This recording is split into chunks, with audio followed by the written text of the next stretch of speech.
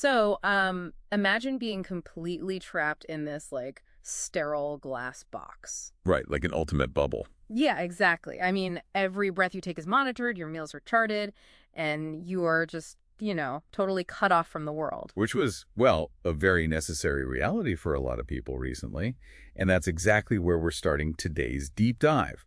We're looking at a Gujarati short fiction story set right inside a COVID isolation ward. And the tension here isn't just the virus, right? It's really about how this system that's supposed to isolate you actually creates this pressure cooker for human connection. Yeah, a totally chaotic connection. I mean, the setup strips human beings down to pure survival mode. Right. And our mission today is to look at how two people on, well, totally different frequencies end up saving each other. Psychologically speaking, yeah, because we have two incredibly polarized characters here. Yeah. So first, there's Priyanka Parikh. Okay. She's a 33-year-old who just got back from the UK. She's wealthy, she's cynical, and she's very used to British healthcare. Right. So she expects like strict boundaries and high efficiency. Exactly. But then you have Biko. He's the hospital ward boy, and he is, well, uneducated.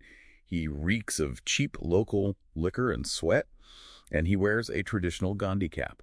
Oh, wow. So he instantly represents this very traditional working class India. Spot on. And Priyanka wants rules, but Biko, he just blatantly refuses the head nurse's orders to even wear a mask. Wait, he won't even wear a mask in a COVID ward. Not at all. It's a completely jarring contrast. It kind of reminds me of trying to pair like a highly sensitive password-protected smartphone with this loud, unpluggable vintage radio. Oh, that's a great analogy. Yeah, because the smartphone keeps throwing up firewalls, Sure. right? But the radio doesn't use Wi-Fi. It just blasts analog waves right through the digital barriers. And Priyanka's defenses are useless because Biko doesn't even recognize her rules. I mean, he actually tells her the virus can't touch him because he drinks 2 pouches of Desi Daru every day. Desitar. So like local liquor makes him immune. Yeah, that's his logic. Medically absurd, obviously, but psychologically, his fearlessness just totally pierces her armor. Well, because she's surrounded by doctors treating her just as this fragile, infected subject. Right. They enforce clinical survival, Yeah. which means treating the body as a machine. Which is mentally suffocating, you know? Completely. The human mind actually needs a little bit of chaos, like a little contamination, to feel sane. And Biko brings the chaos. Oh, he absolutely does. He smuggles in spicy, oily local food to replace her bland hospital meals. I love that. And he cracks jokes with her too, right? Yeah, he tells her that when she laughs, she looks like a goddess, Hmm. which is so different from the grumpy patient the doctors see. So he isn't trying to keep her alive. He's reminding her what being alive actually feels like. Exactly. He shifts her focus from surviving to actually experiencing the moment, And by breaking the hospital rules, he's breaking down those social class barriers too. which totally rewires her experience on her final day. Her test results finally come back negative. Oh, nice. And Biko walks in wearing this bright red shirt and black pants. Wait, doesn't she think he looks like a giant postbox? Yes, she does. Yeah. But her reaction is visceral. She drops all that British reserve and just hugs him. Wow. Stripping away class and age and just sharing pure relief. Right. But then the text takes a very jarring turn. Yeah, I wanted to ask you about this because right after this beautiful hug, the author pivots to global geopolitics. It's a massive shift. I mean, out of nowhere, we're talking about China, Gandhi, and Mahavir.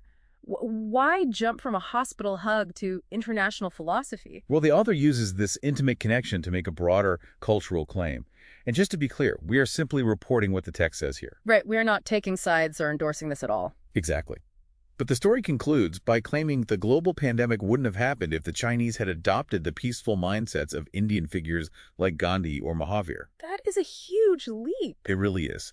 The narrative frames Biko as the embodiment of India's innocent souls, contrasting his local simplicity with a global crisis. It's fascinating how a writer uses this micro-interaction to comment on global mindsets. It really makes you look at the metaphorical glass walls you build in your own life. Oh, for sure. We all build those walls to isolate ourselves from people outside our social circles. Thinking it keeps us safe, but, sometimes safety is just another word for isolation. Absolutely. And there is one brilliant hidden detail we haven't mentioned yet. Oh, right, about who is actually telling the story. Yeah, this isn't an omniscient narrator. The entire interaction is observed by Priyanka's mobile phone. Wait, her phone? Yes, it's just been sitting there playing romantic songs on the Gaana app the whole time. The ultimate digital device silently watching this deeply human analog connection. That is wild. It really is. Well, it leaves you with a thought to chew on today. If your phone could narrate your most isolated, vulnerable moments inside your own glass walls, what kind of story would it tell about you?